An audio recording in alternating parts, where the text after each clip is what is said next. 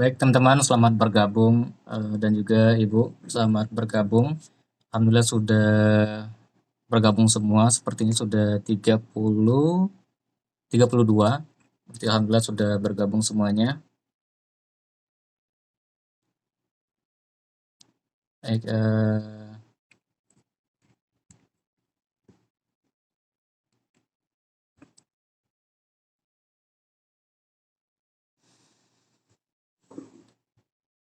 baik, bismillahirrahmanirrahim. Assalamualaikum warahmatullahi wabarakatuh. Kita melakukan pertemuan kita dengan lapas basmalah. Bismillahirrahmanirrahim. Alhamdulillah sudah pukul 10.47, kita minta kepada Ibu kita, Ibu Muhyiatul, kepada beliau disilahkan. Silakan Bu. Baik, terima kasih Pak Fadli dan teman-teman dari PGSD Rombel 7 ya. Iya Bu, betul Bu. Bismillah, kita mulai pertemuan berikutnya. Dalam topik 2 ini masih ada topik yang tertinggal yang seharusnya minggu lalu, tapi kita kejarkan minggu ini, yaitu tentang mengilhami sebenarnya bagaimana cara pandang ke Ki Hajar Dewantara terhadap pendidikan anak gitu. Nah, saya dahulukan dengan Bapak Ibu menggali beberapa teori antara lain teori psikoanalitik, teori psikososial, teori perkembangan perilaku, kognitif, teori pembelajaran sosial, teori sosiokultural, dan pembelajaran dan pendidikan dalam perspektif Islam. Nah, sebelum saya mengajukan pertanyaan, silakan satu orang memberikan resume apa poin dari 7 teori ini, termasuk salah satunya yaitu dalam perspektif Islam, dan apa fokus atau karakteristik dari masing-masing kajian. Ini boleh diisi oleh 7 orang yang berbeda, boleh diwakili oleh 1 orang yang sama. Silakan.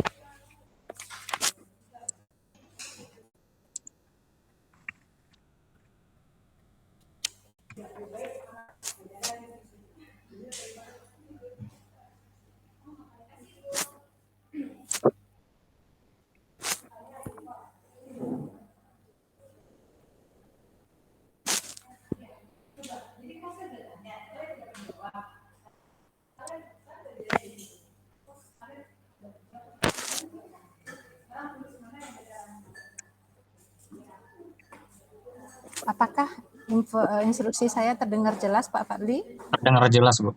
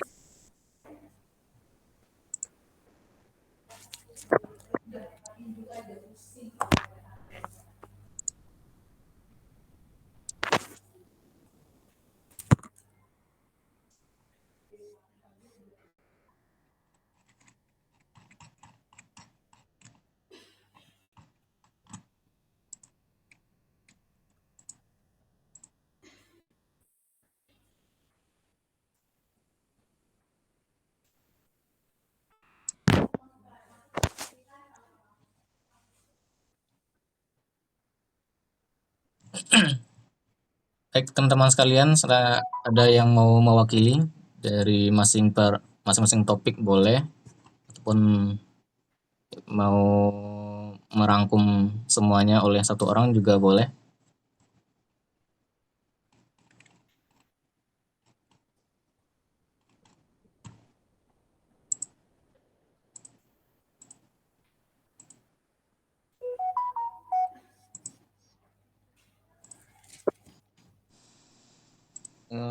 Izin Bu dan Bang Ketua, Oke, izin merangkum tentang psikososial menurut Erikson. Baik, teman-teman. Assalamualaikum warahmatullahi wabarakatuh. Waalaikumsalam. Saya merangkum tentang teori psikososial menurut Erik Erikson. Di mana teori ini yang dikembangkan oleh Erik Erikson memiliki 8 tahap, di mana tahap yang pertama umur 0 sampai 1 tahun, yaitu membangun kepercayaan dan ketidakkepercayaan. 1 sampai 3 tahun otonomi versus rasa malu dan keraguan. 3 sampai 6 tahun inisiatif versus rasa bersalah. 16 sampai 12 tahun individu versus inferioritas. 12 sampai 18 tahun identitas versus kebingungan peran. 18 sampai 40 tahun yaitu intimidasi versus isolasi. 40 sampai 65 tahun generatif versus stagnasi. Dan 60 tahun ke atas integritas dan versus putus asa. Nah,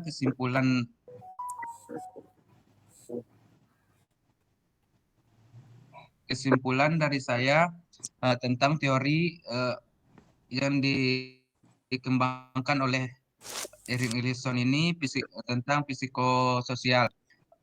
Kesimpulannya yang pertama, individu berkembang sepanjang hidup mereka dan bagaimana mereka mengatasi berbagai tantangan psikososial dalam proses tersebut. Nah, semua tahap pasti dilalui oleh setiap individu, mulai dari tahap yang pertama sampai tahap yang ke-8 tadi. Setiap tahap harus dihadapi oleh setiap individu, di mana setiap individu setiap menghadapi tahap tersebut pasti ada konflik yang harus dihadapi dan yang harus diselesaikan sehingga individu tersebut akan berkembang dengan normal.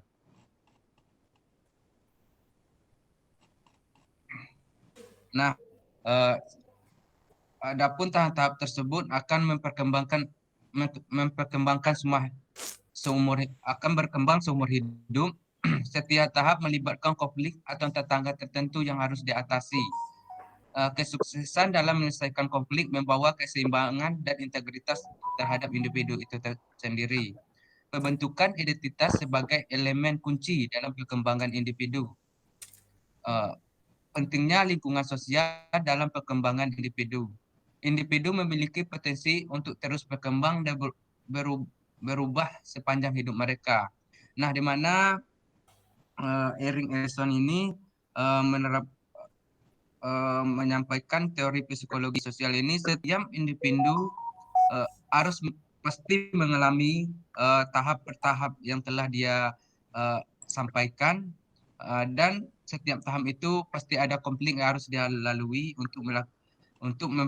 untuk memperkembangkan individu itu menjadi normal. Baik, itu kesimpulan sedikit dari saya kembali kepada Fadli. Baik, teman-teman sekalian, itu teori perkembangan psikososial Erik Erikson oleh Zaldin. Silakan dari teman-teman yang lain untuk teori yang lain boleh disampaikan rangkumannya. Izin. Ya, lanjut, Husna. Oke, terima kasih Bang Fadli. Selanjutnya saya akan memberikan sedikit penjelasan terkait dengan teori perkembangan perilaku atau biasa disebut dengan teori behaviorisme, di mana teori ini dikemukakan oleh John B.F.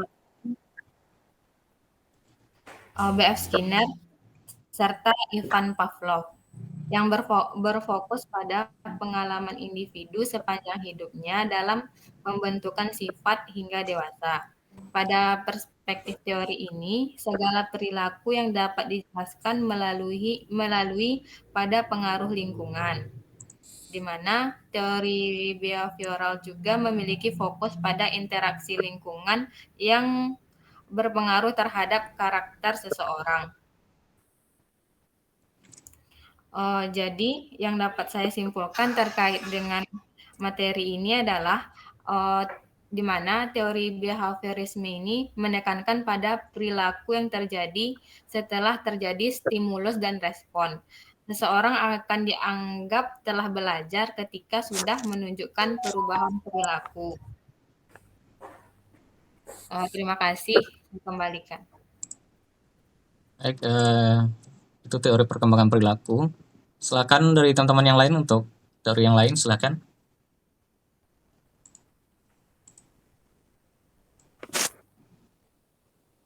Masih ada 4 teori lagi. Ada yang mau merangkumnya per masing teori?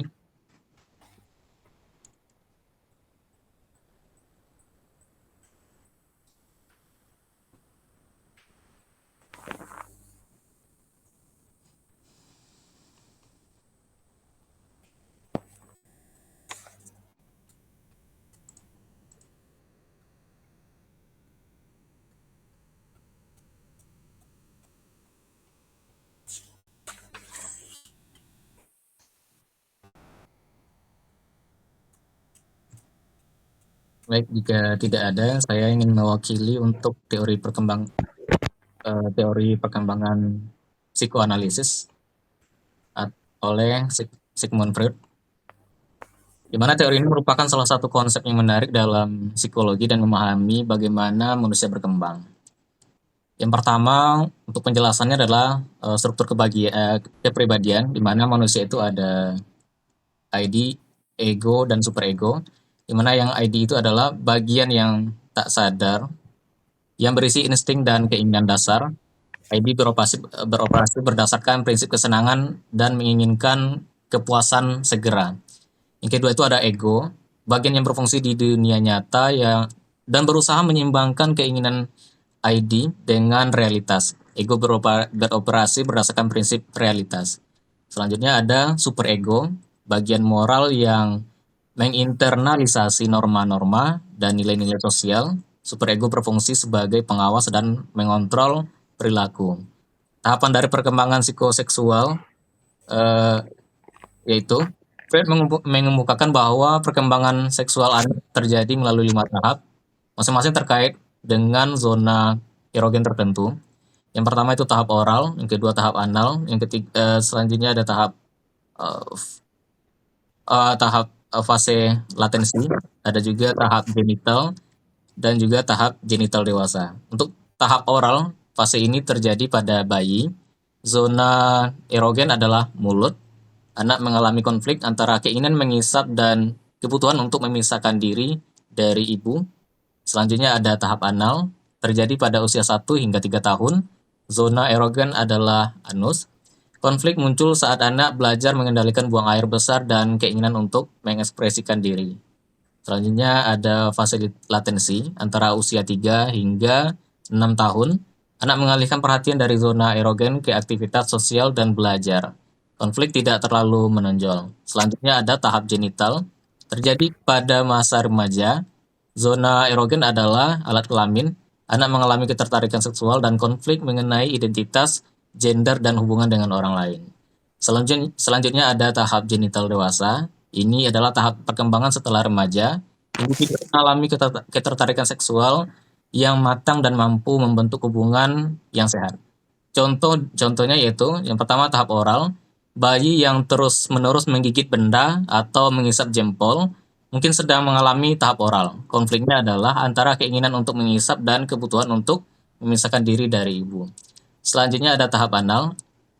Contohnya yaitu anak yang menunjukkan ketertarikan pada proses buang air besar dan mengalami konflik dengan orang tua mengenai kontrol buang air besar berada dalam tahap anal.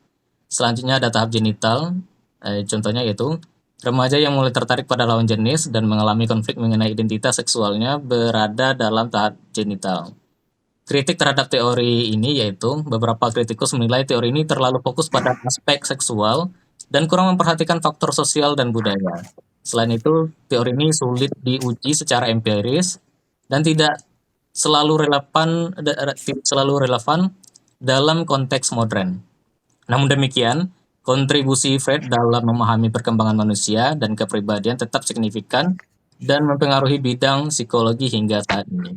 Itu untuk penjelasan teori nomor 1, yakni teori perkembangan psikoanalisis Sigmund Freud. Silakan untuk teori yang lain, ada dari teman-teman yang mau menyampaikan, silahkan. Bang Ya, Fadli. jelas, silakan. Oke, terima kasih sebelumnya ke Bang Fadli. Saya akan menyimpulkan sedikit tentang teori perkembangan kognitif dari Jean Piaget. Di mana teori kognitif ini adalah teori yang kemampuan si kecil mendapatkan makna dari pengetahuan, pengalaman, informasi yang diperoleh. Serta singkatnya, perkembangan kognitif ini berkaitan dengan proses mengingat, memecahkan masalah, dan mengambil keputusan. Mengenai tahapan ini paling terkenal yaitu teori Piaget, di mana teori Piaget ini berfokus pada anak-anak mulai lahir hingga remaja dan menjelaskan tahap perkembangan lain termasuk moral, bahasa, dan pemikiran. Teori Piaget ini disebut juga dengan genetik epistemologi karena menjelaskan tentang perkembangan kemampuan intelektual dalam masa pertumbuhan. Karena teori Piaget ini menjelaskan perkembangan pengetahuan anak yang dipengaruhi oleh interaksi dan dengan lingkungannya. Di mana ada beberapa tahapan di teori Piaget ini. Yang pertama adalah tahap sensori motor atau usia anak dari 18 sampai 24 bulan. Dalam tahap pertama ini, bayi mengembangkan pemahaman tentang dunia melalui koordinasi pengalaman, sensorik, bisa mendengar, melihat dengan tindakan motorik, menyentuh atau menggapai. Perkembangan utama selama tahap sensori motor yaitu pemahaman adanya objek dan peristiwa, terjadi dunia secara alami dan tindakannya sendiri. Contohnya atau misalnya jika mama meletakkan mainan di bawah selimut, si kecil tahu kalau mainan yang biasanya ada kini tidak terlihat atau bisa hilang, dan anak secara aktif akan mencarinya. Pada awal tahapan ini, anak berperilaku seolah mainan itu hilang begitu saja. Yang kedua ada tahap praoperasional, usia dari 2 sampai 7 tahun. Di mana tahap ini dimulai sekitar anak usia 2 tahun, berlangsung hingga kira-kira 7 tahun. Selama periode ini, anak berpikir pada tingkat tapi belum menggunakan kognitif. Artinya, si kecil tak bisa menggunakan logika atau mengubah, menggabungkan, atau memikirkan ide atau pikiran. Memasuki tahap kedua ini, anak akan mulai mengembangkan daya ingat dan imajinasinya. Di tahap perkembangan kognitif ini, si kecil juga mulai memahami sesuatu secara simbolik, misalnya dengan mengumpulkan benda-benda berdasarkan kriterianya. Contoh lainnya seperti si kecil mampu mengumpulkan semua mainan berwarna merah, lalu memasuki usia 4-7 tahun. Anak juga sudah mulai bisa mengutarakan pemikirannya. Ada tahap yang ketiga yaitu tahap operasional konkret, di mana tahap ini anak berkisar umur dari 7 sampai 11 tahun. Di tahap ini anak sudah memahami konsep sebab akibat secara rasional dan sistematis. Sikap egosentrisnya perlahan mulai berkurang dan mulai memahami jika tidak semua orang dapat mengutarakan pemikiran dan perasaannya. Perkembangan kognitif anak di tahap ini berlangsung sekitar usia 7 sampai 11 tahun dan ditandai dengan perkembangan pemikiran yang terorganisir dan rasional. Piaget menganggap tahap konkret yang sebagai titik balik utama dalam perkembangan kognitif anak karena menandai awal pemikiran logis.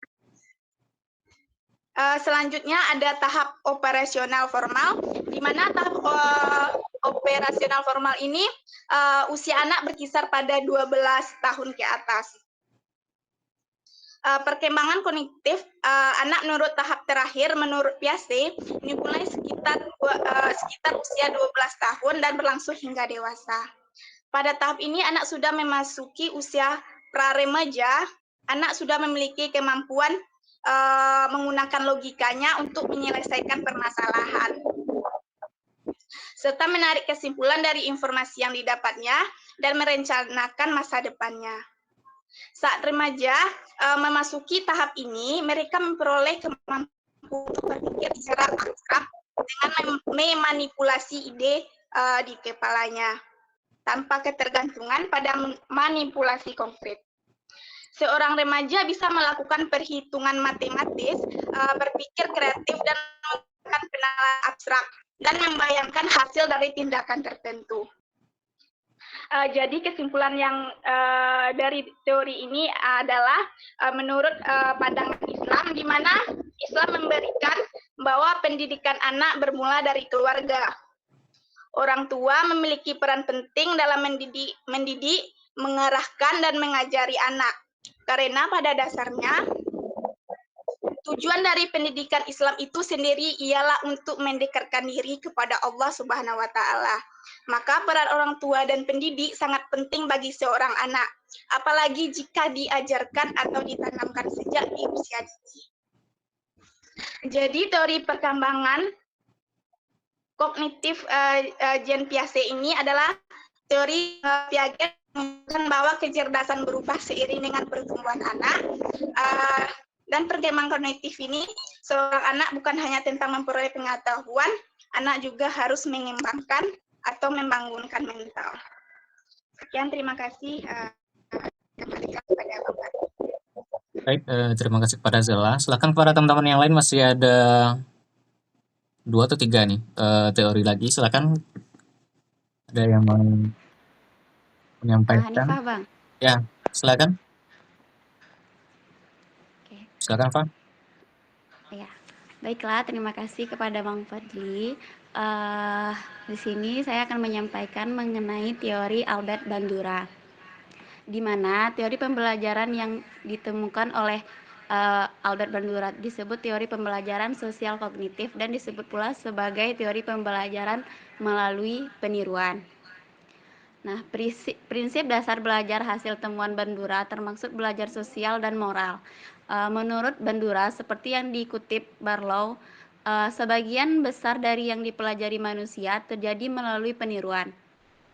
Dan penyajian contoh perilaku atau modeling. Dalam hal ini, seorang siswa yang belajar mengubah perilakunya sendiri melalui penyaksian cara orang tua atau sekelompok orang mereaksikan atau merespon sebuah stimulus tertentu.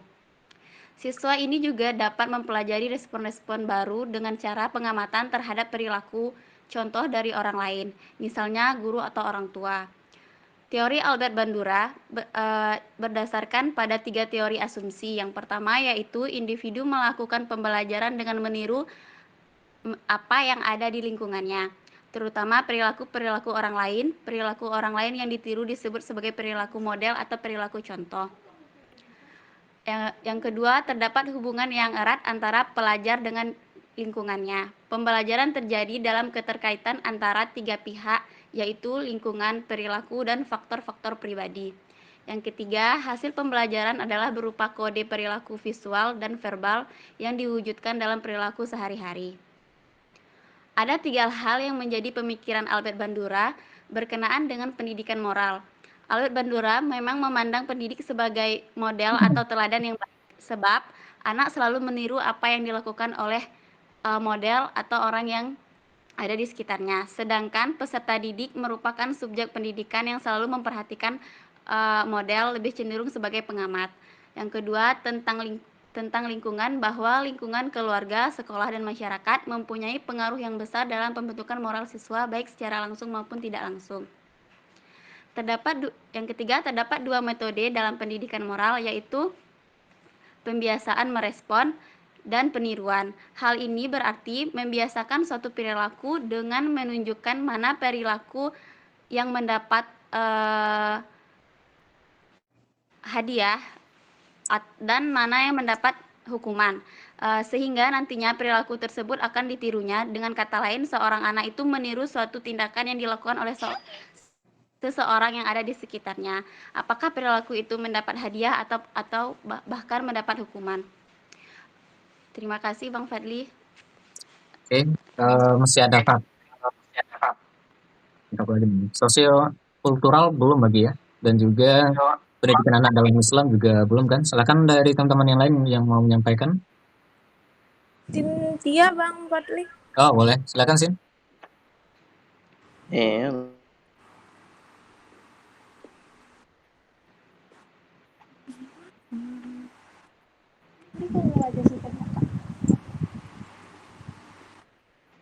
Bisa Baik. di videonya diaktifkan, Sin? Iya. Kalau diaktifkan Bang. Oh, kendala jaringan mungkin. Silakan. Baiklah. Baik. Saya akan menjelaskan tentang teori sosial kultural yaitu teori belajar sosial menurut Vygotsky, dikenal juga dengan nama teori sosiokultural karena dalam teori tersebut Vygotsky menekankan pada pengaruh interaksi sosial dan peranan lingkungan terhadap perkembangan kognitif seseorang. Menurut Vygotsky ini, anak-anak belajar melalui interaksinya dengan orang lain, kemudian menerapkan apa yang mereka pelajari ke dalam dirinya. Sebagai contoh, sekarang ini di bangku sekolah, anak-anak sedang menerapkan kurikulum merdeka. Jika dibandingkan dengan kita atau orang tua kita, gaya belajarnya akan sangat berbeda dan anak-anak akan mengikuti dan menyesuaikan dengan gaya belajar yang sedang diterapkan pada masa belajarnya. Dalam teori ini, Vygotsky menggambarkan bahwa perkembangan seseorang dipengaruhi oleh faktor-faktor sosial seperti bahasa, budaya, dan interaksi sosial. Adapun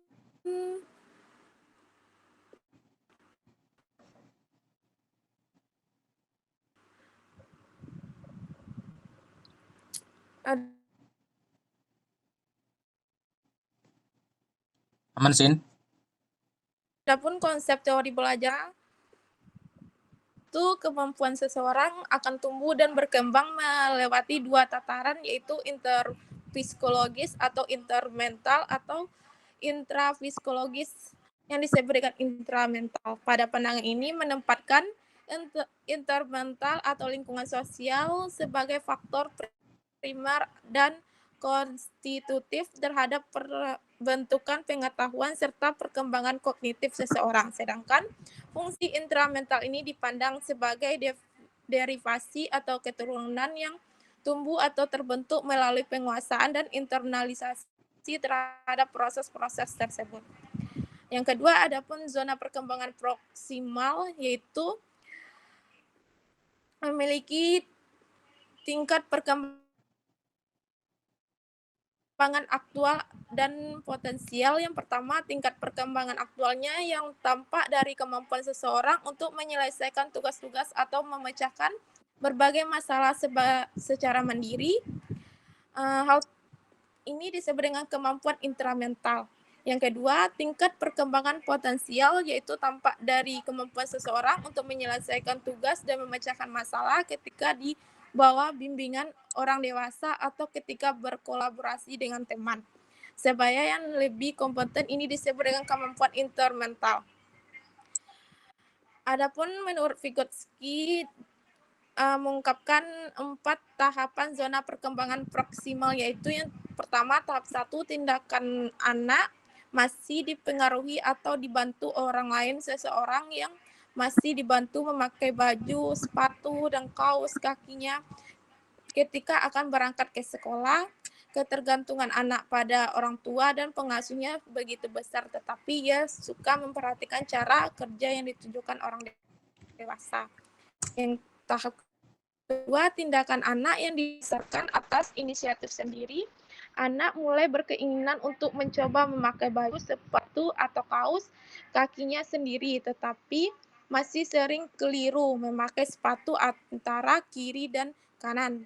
Memakai baju pun masih membutuhkan waktu yang lama karena keliru memasangkan kancing. Yang ke tahap ketiga, tindakan anak berkembang spontan dan terinternalisasi. Anak mulai melakukan sesuatu tanpa adanya perintah dari orang dewasa. Setiap pagi sebelum berangkat, ia selalu mulai paham tentang apa saja yang harus dilakukannya. Misalnya memakai baju, kemudian kaos kaki dan sepatu.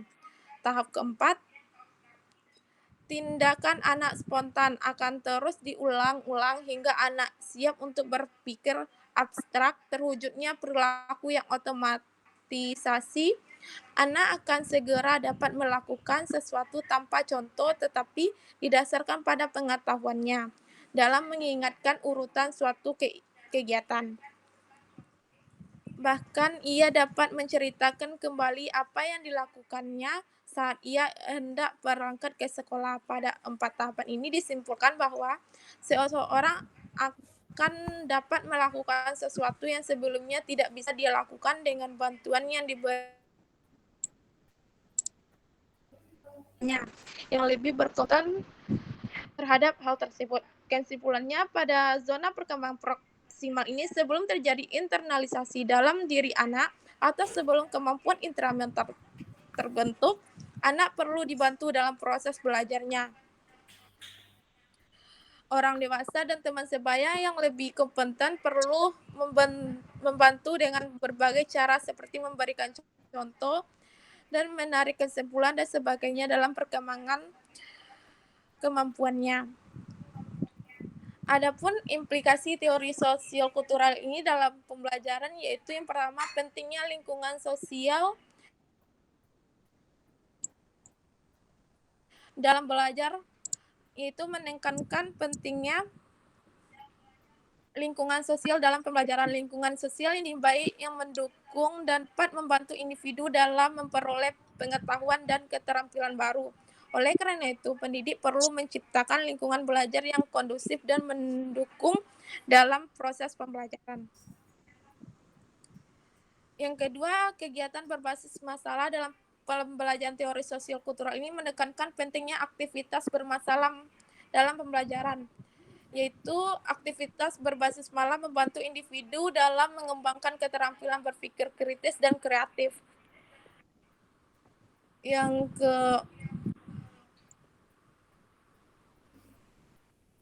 Yang ketiga, penggunaan bahasa dalam pembelajaran, yaitu pentingnya dalam proses pembelajaran menekankan penting penguasaan dalam pembelajaran, yaitu membantu individu dan mengorganisasi pikirannya dan juga memahami konsep abstrak. Oleh karena itu, pendidik perlu memperhatikan penggunaan bahasa dalam proses pembelajaran. Yang keempat, penggunaan alat bantu dalam proses pembelajaran, yaitu berbentuk gambar, grafik, dan diagram dapat membantu individu dalam memahami konsep yang sulit dipahami hanya dengan kata-kata. Oleh karena itu, pendidik perlu menggunakan alat bantu dalam proses pembelajaran. Sekian, Ketua, saya kembalikan. Ya, mungkin saya ambil alih saja ya Pak Fadli, karena tadi rencananya resum dan fokus saja, tapi terlalu panjang diceritakan. Nah, saya ambil alih saja bahwa dari sejumlah pemikir Barat, gitu ya, pemikir Barat, kemudian dari kitab suci Al-Quran itu mengemukakan pandangan bagaimana seorang anak itu berkembang memiliki detail dan tahapan pada masing-masing aspeknya. Jadi ada aspek fisiknya, ada aspek interpersonalnya, yaitu pengelolaan emosi, pengelolaan ego, kemudian ada aspek kalau yang tadi intrapersonal, pengelolaan emosi dan ego, kemudian ada aspek interpersonal, yaitu bagaimana memanajemen hubungan atau relationship dengan orang lain, yang ketiga hal tersebut menghantarkan siswa pada manajemen konflik, gitu ya, yaitu pada cara menyelesaikan masalah, cara tubuh merespon jika sesuatu tidak sesuai dengan apa yang harusnya muncul atau stimulusnya tidak tercapai atau responnya tidak optimal.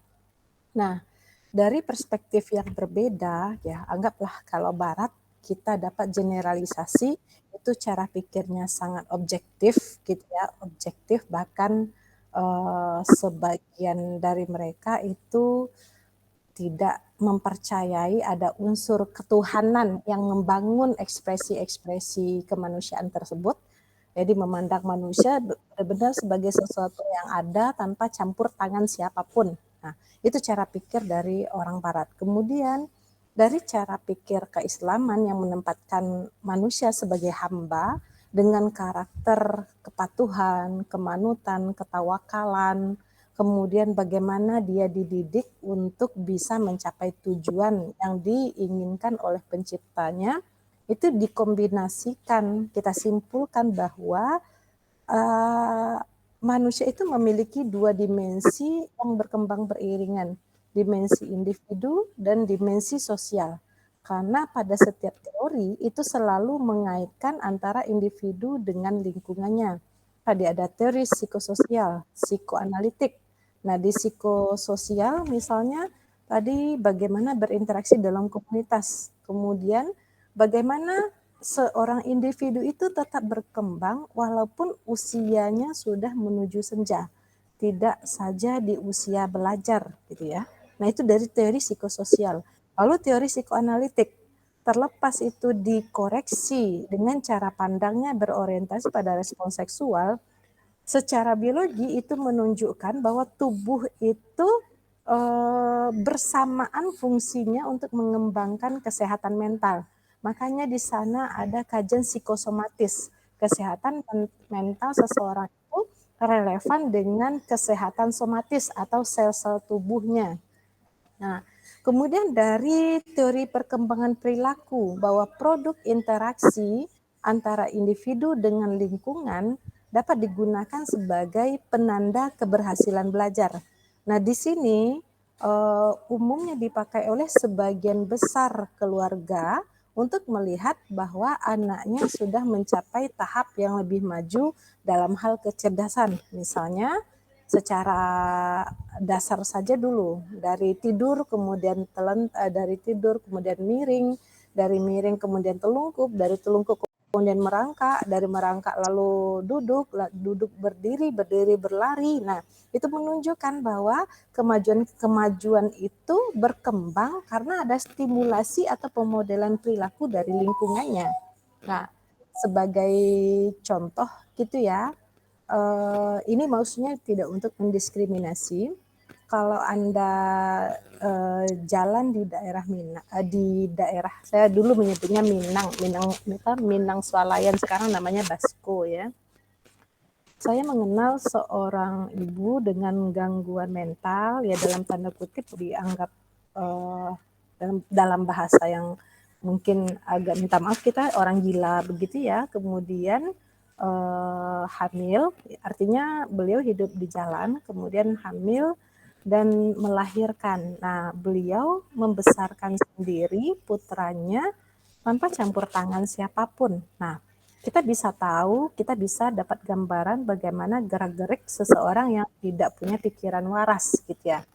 Dengan keseharian kebersamaan membesarkan putranya secara natural tanpa kewarasan, putranya juga menunjukkan perilaku yang sama dengan ibunya. Padahal kita belum tentu meyakini bahwa anaknya juga mengalami depresi seperti yang dialami oleh ibunya. Tetapi cara pemodelan dibesarkan itu adalah hal yang pertama kali ditiru oleh anak gitu ya, di dalam keluarga terdekatnya. Nah, itu mutlak gitu. Jadi kita orang tua adalah guru pertama di keluarga.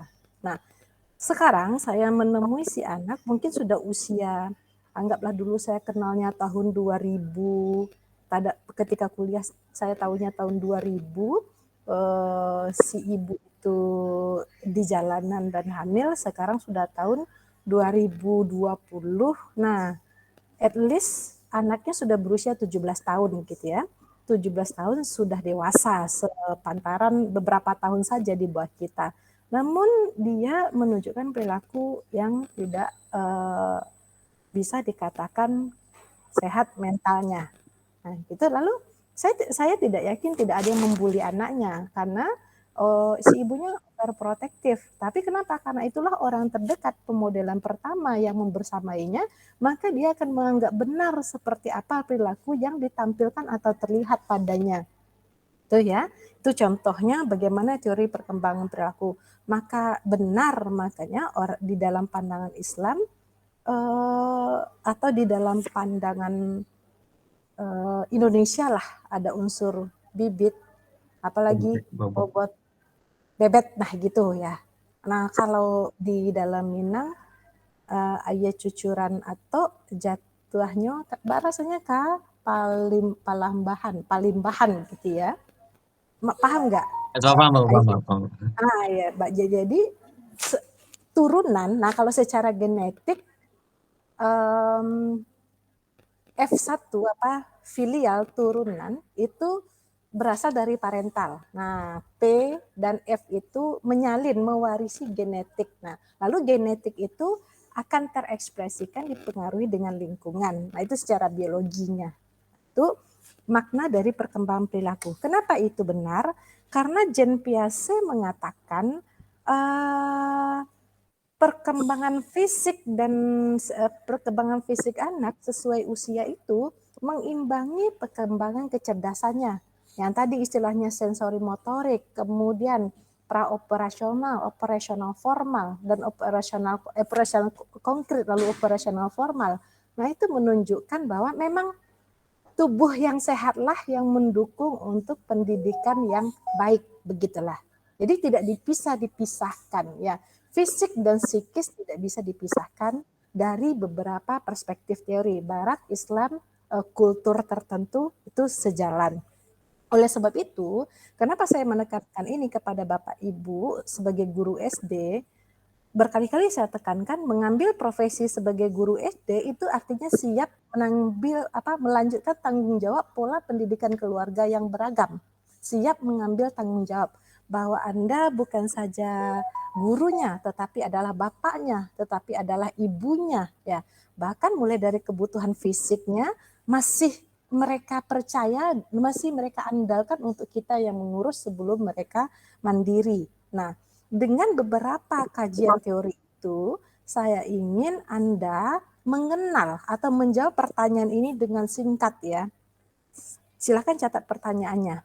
Siapa siswa SD Anda?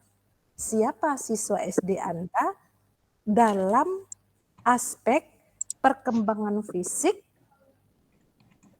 Catat, perkembangan fisik, perkembangan bahasa, siapa atau seperti apa profil siswa Anda saat ini, sudah pada status mana dalam hal perkembangan fisik, perkembangan bahasa, perkembangan ego, perkembangan daya pikir, perkembangan seksual, dan perkembangan interpersonal. Kalau Anda tahu siapa yang akan dihadapi, maka itu akan memudahkan Anda untuk mengajar. Ya, mungkin apakah siswa Anda masih bayi atau mungkin siswa Anda itu belum bisa berpikir abstrak. Nah, itu harapan penjelasannya. Jadi silakan jawab oleh 2 orang saja berdasarkan pemikiran dan kesimpulan. Kalau begitu, menurut teori yang 7, berarti saya menghadapi individu dengan karakter atau kapasitas seperti ini. Nah, silakan Anda jelaskan. Kapasitas apa yang sudah ada pada siswa SD Anda? Kita hitung dari kelas 1 ya. Karena kita tidak bisa milih nanti ngajarnya di kelas 6 saja. Bisa milih. Anggap saja kita milih di kelas paling dasar. Coba, Anda menghadapi siapa? Itu saya mau tahu. Silakan.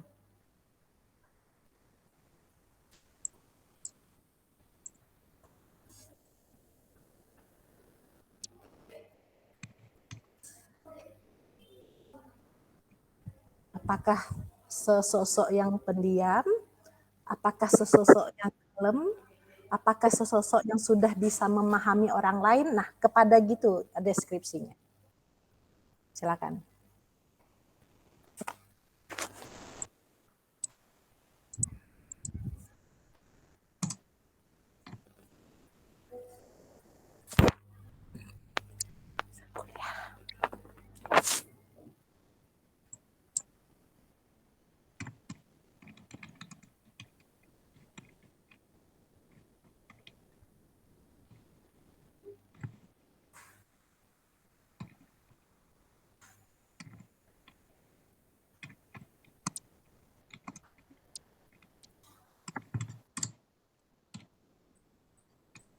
Psikososial.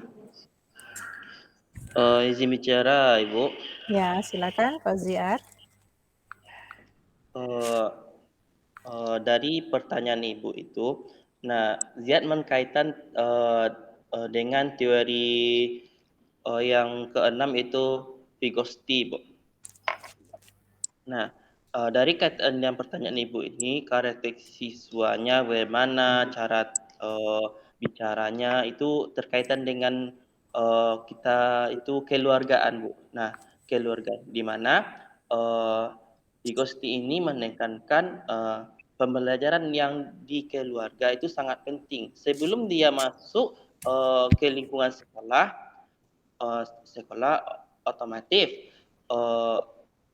keluarganya harus menjelaskan mana yang baik, mana yang buruk dulu terlebih dahulu, Bu. Nah, tergantung keluarganya. Nah, ada anak keluarganya yang orang tuanya memperhatikan tingkah laku seorang anaknya. Nah, ini pengalaman Ziad selaku honor kemarin. Nah, tingkah laku seorang siswa itu sangat dibilang aktif sekali. Yang dimana aktif sekali itu dia suka usil kepada temannya. Nah, dan dimana orang tuanya tersebut sudah angkat tangan untuk mengajarnya. Jadi peran dia ambil kesimpulannya di sini, Bu, peran orang tua itu sangat penting, Bu, dalam suatu lingkungan untuk masuk sekolah, Bu.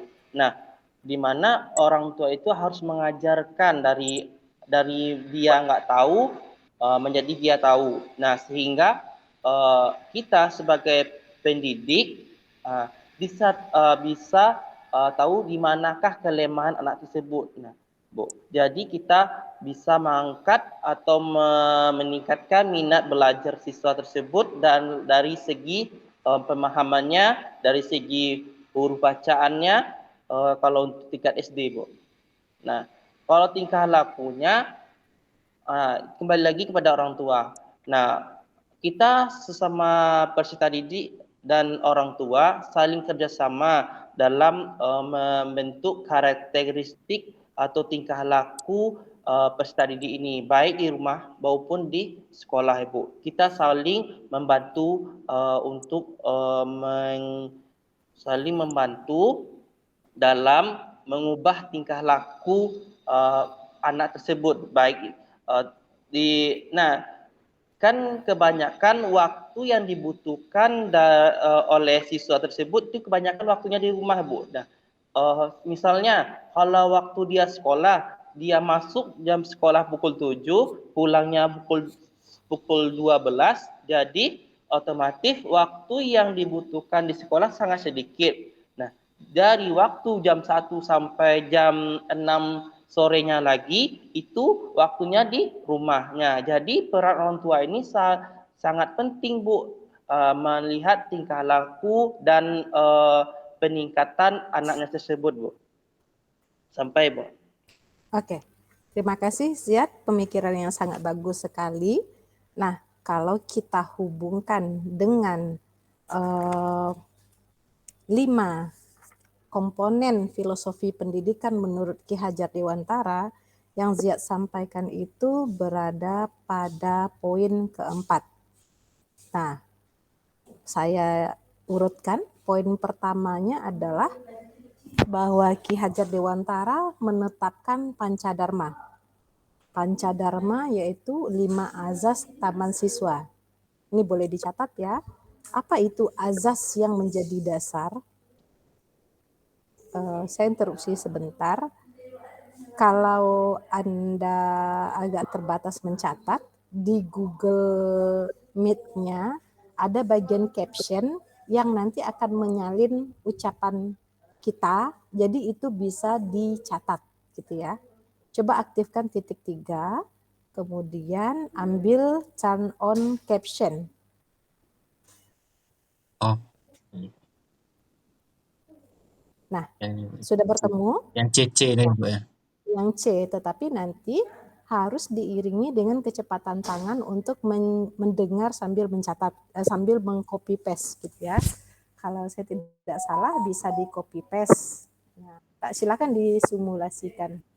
Tapi kalau tidak bisa di copy paste, nah berarti ada yang harus mengiringi catatannya cepat gitu ya. Oke, jadi untuk sesuai janji saya, bahwa saya akan mempoinkan filosofi pendidikan menurut Ki Hajar Dewantara. Yang pertama, bahwa KHD, berikutnya kita singkat dengan KHD ya, mengemukakan 5 azas taman siswa yang disebut dengan Pancadharma. Ya. Apa dia? Yaitu 5K. Pertama, bahwa pendidikan harus memuat unsur kemerdekaan. Yang kedua, memperhatikan prinsip kodrat alam. Yang ketiga, mengintegrasikan kebudayaan. Yang keempat, berorientasi pada kepentingan kebangsaan. Dan yang kelima, berdasarkan pada kemanusiaan. Jadi 5K-nya kita ulangi: kemerdekaan, kodrat alam, kebudayaan, kebangsaan, dan kemanusiaan. 5 azas ini dimunculkan atau ditetapkan oleh Ki Hajar Dewantara untuk menghilangkan karakter inferior pribumi pasca penjajahan kolonial. Nah, kita terus terang saat ini masih mewarisi karakter-karakter nji gitu ya, nji gitu ya, patuh pada penguasa, takut membantah ya. Karena selama 3,5 abad dibesarkan dengan cara demikian.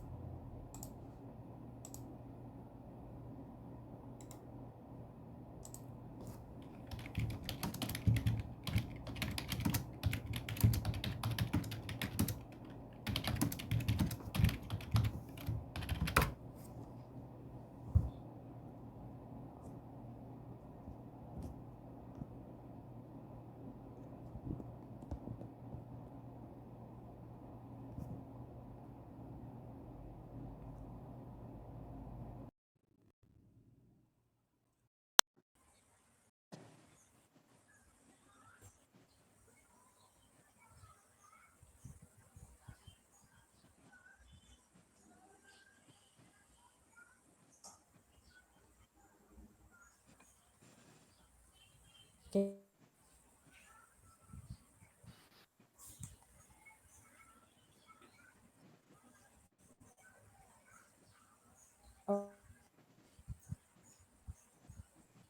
Inferior, ya, akibat tekanan oleh kaum superior dalam masa penjajahan kolonial Belanda. Nah, itu yang pertama pada pokok pemikiran Ki Hajar Dewantara. Yang kedua, Ki Hajar Dewantara sangat menekankan bahwa proses pendidikan dan pengajaran itu adalah hal yang tidak bisa saling lepas, gitu ya. Mendidik tujuannya untuk perbaikan perilaku, mengajar tujuannya untuk peningkatan pengetahuan. Ada terjadi fase-fase di mana para guru dulu fokus pada mendidik tapi terbatas dalam memberikan pengetahuan. Itu fase awal. Mungkin karena akses informasi juga terbatas. Nah, mungkin karena juga kebaruan-kebaruan pengetahuan juga belum sampai kepada guru atau kompetensi yang dimiliki belum ideal sesuai dengan yang diharapkan. Maka pendidikan pada mulanya itu adalah untuk mengajari patuh. Anda masih ingat di rotan gitu ya, di rotan, dihukum satu kaki berdiri, apalagi pada masa-masa di mana attitude atau behavior itu jauh lebih penting daripada ilmu pada saat itu. Jauh lebih penting dari tahu segalanya. Nah, ada masanya. Awal-awal kurikulum 784, 75. Nah, kemudian pada tahun 94 mulai masifnya, mulai masuknya informasi hasil penelitian, maka beralih gitu ya. Guru terfokus pada menuang pengetahuan sebanyak-banyaknya kepada siswa, sehingga mulai abai, mulai kendor terhadap pembentukan perilaku. Nah, hal ini ternyata sudah diprediksi oleh Ki Hajar Dewantara, bahwa akan ada masanya kita sebagai guru tidak bisa menseimbangkan fungsi pendidikan dan pengajaran yang tertampilkan pada satu waktu. Nah, inilah tantangan kita sekarang, bahwa pendiri bangsa itu sudah merumuskan dengan tujuan orientasi kebangsaan, maka kita sebagai guru wajib mewarisi, wajib meresapi apa dasar pendidikan yang telah dikemukakan oleh tokoh nasional. Nah, pada peran sebagai pendidik dan peran sebagai mengajar tidak luput mempertimbangkan bagaimana individu itu memiliki kodrat alam. Kodrat alam itu artinya gini, individu itu bisa dididik tetapi tidak bisa diatur sepenuhnya. Ada bagian yang bisa kita rubah, ada bagian yang tidak bisa kita rubah, gitu ya. Nah, makanya tadi Ziad bilang, lingkungan sangat mempengaruhi, pola pendidikan di keluarga sangat mempengaruhi. Seberapapun kita patuh, membuat mereka patuh, lalu setelah selesai belajar dengan kita pulangkan, dan pendidikan keluarganya tidak sejalan dengan misi kita, maka dia akan kembali kepada sisi yang tidak bisa kita kontrol dalam pembelajaran. Oleh sebab itu, di dalam pengajaran, kita diperbolehkan untuk menekan atau memberikan semacam paksaan jika ada tujuan baik yang terlindas oleh pelanggaran perilaku. Nah, makanya dulu dibolehkan, dulu ya, tapi sekarang sudah nggak dibolehkan karena dianggap melanggar HAM. Misalnya kalau telat berdiri di bawah, apa namanya itu? Di bawah tiang bendera gitu ya. Lalu termasuk di perkuliahan itu ada ospek-ospekan dulu ya. Nah, itu gunanya untuk menegakkan disiplin, membangun rasa. Tapi kemudian setelah tahun 2000 maka mulai hilanglah. Saya adalah mahasiswa pertama yang tidak di ospek gitu ya. Sistem ospek berakhir tahun 99. Kenapa? Karena ketika saya tahun 2000 ospeknya tinggal setengah. Jadi kami tidak menikmati cerita dari senior yang disuruh berjalan di lumpur, disuruh apalah macam-macam kegiatan kebersamaan seperti itu yang membangun daya juang, itu di tahun 2000 sudah tidak ada lagi. Nah, itu. Jadi pendidikan dan pengajaran adalah hal yang sejalan. Nah, kalau Ki Hajar Dewantara menamakan 3 aspek itu, yaitu pendidikan karakter, pendidikan intelek, dan pendidikan jasmani. Pendidikan karakter, pendidikan intelektual, dan pendidikan jasmani. Nah, ini setara dengan teori dari taksonomi Bloom.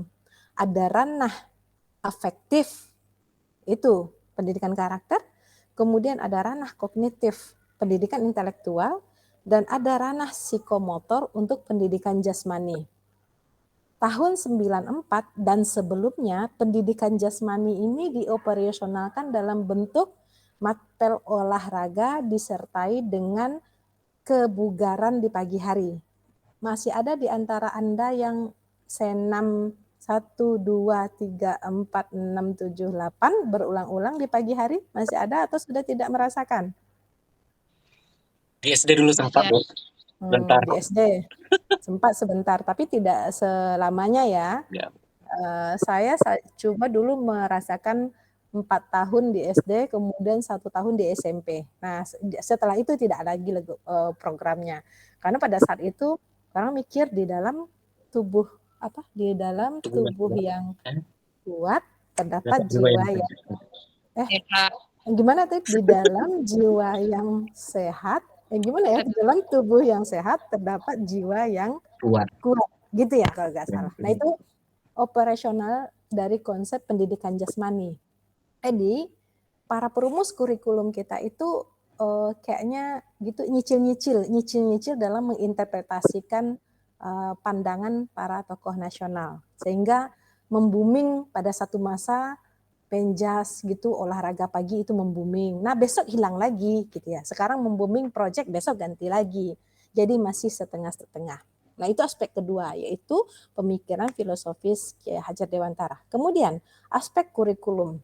Nah, jauh sebelum kita berbicara tentang KTSP, kurikulum tingkat satuan pendidikan, dan kurikulum berbasis kompetensi dan kurikulum merdeka, sebenarnya KHD sudah menggariskan 5 elemen kurikulum, bahwa perangkat kurikulum yang disusun untuk berbagai level harus bersifat pertama interrelated. Antar mata pelajaran satu harus ada hubungannya dengan mata pelajaran lainnya. Tidak boleh putus. Nah, sekarang diperkuat dengan integrated. Kalau di SD namanya tema terpadu. Mengenal alam dalam cerita prosa. Nah, gitu ya. Mengenal hitungan, belajar menghitung dalam kisah. Ya, mengetahui sifat hujan dari kegiatan sehari-hari. Nah, itu disebut dengan integrated atau pendekatan terpadu. Awalnya dulu dinamakan dengan interrelated, tetapi operasionalnya belum ada. Nah, kemudian kurikulum itu harus bersifat fleksibel, itu poin kedua dari kurikulum, harus bersifat fleksibel dan memberi ruang kebutuhan individu anak. Nah, inilah yang kemudian didefinisikan sebagai pembelajaran sesuai kebutuhan, sehingga muncul konsep diferensiasi dalam pembelajaran. Beda kebutuhan anak, beda metode, beda layanan di dalam pembelajaran. Sehingga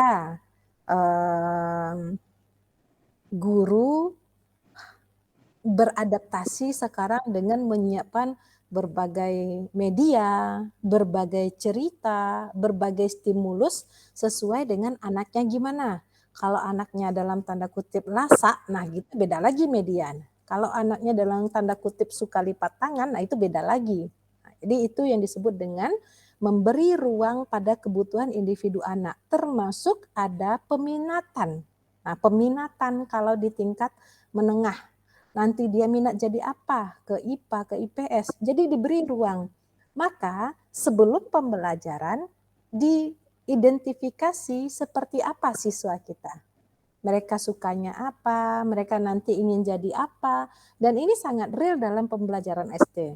Bapak Ibu nanti akan mendengar cerita tentang cita-cita. Saya ingin jadi apa, saya ingin jadi apa. Tapi siap-siap saja. Mungkin ketika anak hari ini bercerita tentang cita-cita, itu jauh beda dengan list cita-cita yang pernah kita temukan di masa lalu. List cita-cita kita jadi dokter, jadi apa lagi? Jadi polwan, jadi apa lagi? Jadi tentara. Nah, silakan coba tanya, apa list cita-cita anak sekarang? Jadi YouTuber, Bu. YouTuber, apa lagi? Konten kreator. Influencer, Bu, influencer. Jadi influencer gitu ya. Nah, ada lagi kalau dalam cerita Upin Ipin itu dia mau menjadi tukang sampah gitu ya. Nah, simak enggak kisah Upin Ipin? Iya, Bu. Ya, dia mau jadi tukang sampah. Nah, tuh. Jadi itu menunjukkan bahwa sangat beragam. Nah, pandai-pandailah nanti menempatkan atau mengisi ruang kebutuhan mereka melalui cara pembelajaran kita. Poin ketiga dalam kurikulum, bahwa di dalam kurikulum itu harus relevan dengan kebutuhan masyarakat lokal. Kenapa? Karena dari sekian masa perkembangan mulai terjadi fenomena hilangnya identitas budaya. Nah, di mana orang-orang Indonesia lebih merasa keren ketika memposisikan diri sebagai orang asing. Dia mulai mengecat rambutnya, itu merasa lebih keren daripada yang rambutnya hitam. Ya, apalagi dia kalau di kota besar memakai baju yang memakai ya paham lah gitu ya, memakai baju yang tidak sama panjangnya atau memakai outfit yang tidak seragam, nah itu dia merasa keren gitu ya. Bahkan dianggap jadul kalau hari ini Fadli pakai kemeja yang kancingnya dipasang erat gitu ya. Betul, Bu. Nah itu.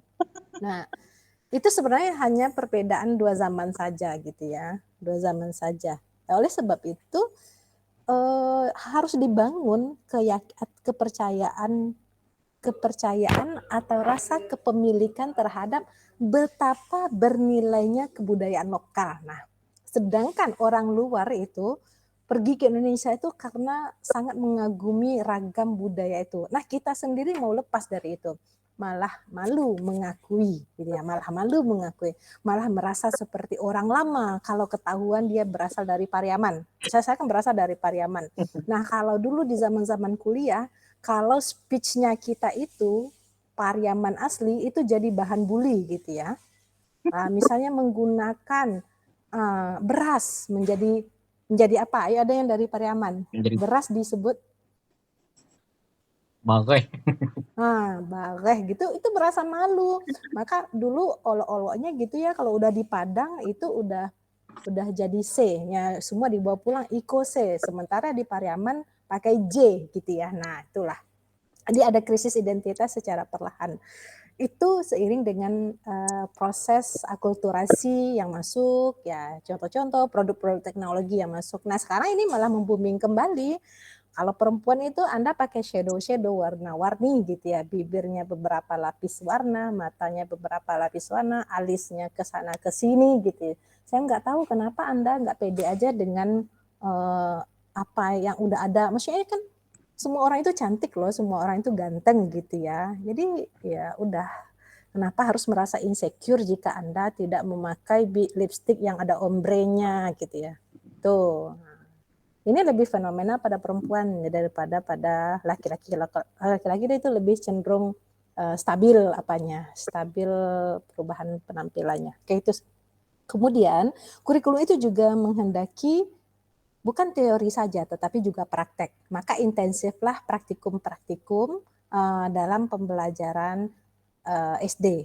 Ada praktikum IPA gitu ya. Kemudian ya poin kelimanya adalah kurikulum harus mengakomodir perkembangan dan minat. Nah itu dia. Jadi di SD itu ada anak yang dilatih suka menari, apalagi suka olahraga, suka berpidato, itu masa-masa emasnya untuk mengembangkan minatnya. Oke, itu adalah kurikulum. Kurikulum merupakan poin ketiga pada filosofi pendidikan Ki Hajar Dewantara. Lalu yang keempat tadi sudah saya bilang, Ziad yang memunculkan bahwa pembelajaran KHD menghendaki pembelajaran itu dengan menggunakan sistem AMONG. Sistem AMONG itu sistem mengasuh, bukan sistem instruksi. Sistem AMONG, AMONG itu mengasuh gitu ya. Makanya ada PAMONG gitu. Nah, emang di SD itu kita mengajarnya pelan-pelan, sabar, nah seperti itu. Karena memang seperti itu diinginkan di sistem AMONG-nya. Oleh sebab itu guru itu berperan banyak sebagai penuntun, sebagai pendamping, sebagai pemberi ilmu, sebagai pemberi perhatian, sebagai tempat curhat, sebagai tempat minta bantuan kebutuhan pribadinya. Itu bagian dari sistem AMONG. Bakatnya banyak kalau guru SD, dan itu harus Anda salurkan. Kenapa? Karena siswanya pasti akan menuntut demikian. Siswa SD tidak boleh pakai sistem instruksi, karena itu akan mematikan beberapa hal-hal yang sedang berkembang sesuai dengan teori tadi yang disampaikan menurut perkembangan psikososial. Dia berkembang sepanjang hidupnya. Kalau udah kita cut, udah kita tekan, maka pada fase tertentu dia mandek dan kita bertanggung jawab terhadap hilangnya masa depan seorang anak bangsa gara-gara cara mengajar yang tidak pas, gitu ya. Cara among yang tidak pas. Lalu di poin terakhir adalah, ini yang paling penting nih, masalah evaluasi dalam kurikulum. Nah, pada prinsipnya evaluasi itu bertujuan untuk mengetahui sejauh mana ketercapaian tujuan pembelajaran yang telah kita tetapkan. Misalnya tujuan pembelajaran yang kita tetapkan anak mampu mengapresiasi puisi, gitu ya. Apresiasi bukan ya? Apa namanya itu ya? Aklamasi, saya lupa tuh bahasanya kalau di SD, dia.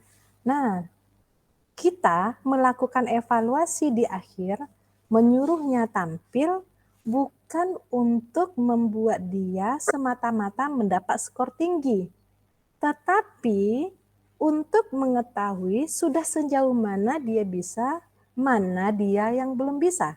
Misalnya, dia bisa di lantang suara, tapi dia tidak bisa di ekspresi wajah. Gitu ya. Bukan kita sekedar menjudge, oh si A nilainya 100, si B nilainya 90, tetapi setelahnya dibiarkan saja. Nah, ini yang banyak kita lewatkan karena sistem pendidikan sekarang itu lebih banyak menuntut kelengkapan administrasi pelaporan hasil prestasi. Nah, harus gercep kita mengimbangi. Setelah kita tetapkan ranking, harus ada narasinya, di mana keunggulannya, di mana dia kelemahannya. Jangan keunggulannya saja yang diinfokan, tapi kelemahannya tetap menjadi fokus perhatian agar bisa kita perbaiki pada tingkatan kelas yang berikutnya. Jadi itu prinsip evaluasi sebenarnya yang dikehendaki oleh Ki Hajar Dewantara. Nah, mari kita evaluasi lagi apakah itu sudah berjalan. Nah, di kurikulum Merdeka muncul 3 pendekatan evaluasi dengan istilah assessment as learning, assessment for learning, dan assessment of learning.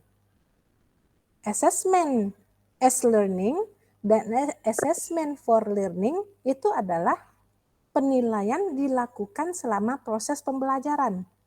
Jadi bagaimana tahapan anak berkembang itu juga dihargai dan dimasukkan dalam status ketercapaian akhir. Bukan dari ketika dia berhasil menyelesaikan soal UAS saja, tapi juga berhasil pada saat dia presentasi, berhasil pada saat dia bisa menulis dengan lurus huruf-huruf. Nah, itu harus dinilai. Karena itu merupakan catatan perkembangan. Nah, kalau Anda udah ada yang menikah dan punya anak usia TK? Nur. Baru usia 2 tahun, Bu, anaknya, Bu. Nah, ya, Nur Afriana baru usia 2 tahun. Kalau Nur Afriana mau menikmati bagaimana perkembangan anaknya, disimpan semua bentuk karya yang pernah dibuat oleh anak. Ya, terutama yang bisa didokumentasikan. Misalnya, kalau saya menyimpan semua bentuk gambar dan warna yang dibuat oleh anak, sampai sekarang pun masih ada. Setiap tahun saya bersih-bersih, tapi bagian itu tidak pernah saya buang. Kenapa? Karena saya senang saya melihat ada progresnya dari gambar orangnya yang perut dan kepalanya lebih besar, kemudian kakinya cuma segaris, kemudian lama-lama berubah gitu proporsional gambarnya. Kenapa dia bisa menggambar proporsional? Karena pikirannya juga sudah paham tentang proporsional ukuran. Ya, itu apa yang dia karyakan sebenarnya wujud dari kemajuan kemampuan berpikirnya. Kalau kemudian anak saya juga suka bikin karya, misalnya dia melihat dispenser gitu ya, melihat dispenser, kok bisa air keluar dari dispenser. Kemudian dia ambil kardus, lalu dia ambil botol aqua, lalu diisinya, dia lobang-lobangi seadanya. Kalau kita ukur dari orang dewasa itu pasti jelek kategorinya ya, Di mana ketika dispensernya jadi, dispenser kardusnya jadi, dipindah langsung hancur semuanya. Nah, itu tetap saya simpan gitu ya. Kenapa? Pada saat dia bisa mengkonstruksi itu berarti dia sudah bisa menghubungkan konsep. Dia sudah bisa menjelaskan alur. Dia sudah menentukan mana yang duluan ditekan lalu keluar. Kalau tidak ditekan, hubungan sebab akibat dia udah bisa, itu namanya. Nah, gitu yang harus kita amati dari contoh keluarga kita sendiri, kita praktekkan untuk membantu anak dari banyak keluarga yang mungkin tidak perhatian terhadap hal itu. Ya, jadi besok detail lihat anaknya. Hafalin anak SD itu satu persatu beserta dengan karakternya. Ya, jadi itulah yang dihendaki fungsi evaluasi sebenarnya. Nah, jadi kita lihat pertama ada prinsip Pancadharma, kedua ada prinsip pendidikan dan pengajaran harus seimbang. Yang ketiga, ada 5 karakter kurikulum. Yang keempat, ada metode sistem Among. Yang kelima, ada evaluasi sesuai hakikat. Nah, itulah 5 pikiran Ki Hajar Dewantara yang kemudian dirangkum dalam bentuk pembelajaran kurikulum merdeka. Nah, sampailah kita pada hari ini. Namun, gitu ya, tentu saja implementasi tidak semudah teori. Maka kita sepanjang waktu menjadi guru akan selalu berhadapan dengan tidak sesuai. Jadi sabar saja terhadap itu, ikut saja berproses ya. Nah, karena kesempurnaan itu bukan pada hasil tapi pada prosesnya kita terlibat di dalamnya. Oke. Nah, itu janji saya untuk menjelaskan, memperkuatkan kepada Anda harusnya pendidikan Indonesia sesuai dengan kehendak pendiri bangsa itu seperti apa. Ingat 5 hal tersebut. Sekarang saya menugaskan kepada Anda untuk meninggalkan 3 tugas sekaligus. Nah, ini bagian paling tidak enaknya tapi harus disampaikan. Yang pertama, bagian demonstrasi kontekstual.